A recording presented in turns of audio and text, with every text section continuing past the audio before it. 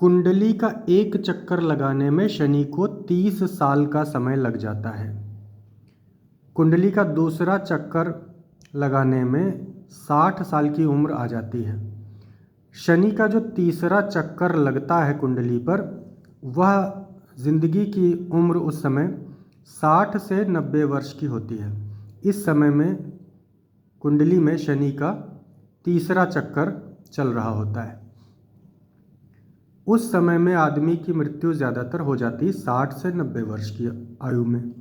लेकिन अगर कोई व्यक्ति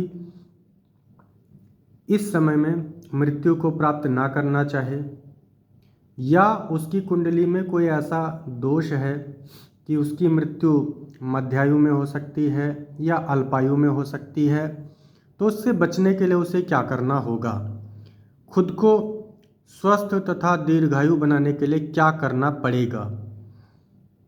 इसका जवाब ये है कि महामृत्युंजय मंत्र जप मनुष्य खुद करे या किसी योग्य ब्राह्मण से करवाए।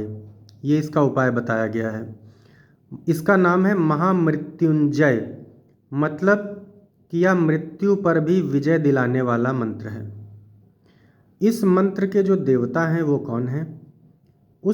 इस मंत्र के देवता माने गए हैं शिव जी।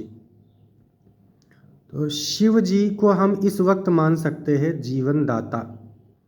आम तौर पर सृष्टि का विनाश कहते हैं शिव जी करते हैं, लेकिन फिलहाल यहाँ पे शिव जी जीवन दाता के रूप में हैं। कौन है ये शिव? इन पर मैंने जब शोध किया तो मुझको पता चला कि आदिकाल में एक विशेष पुरुष की कल्पना की गई थी।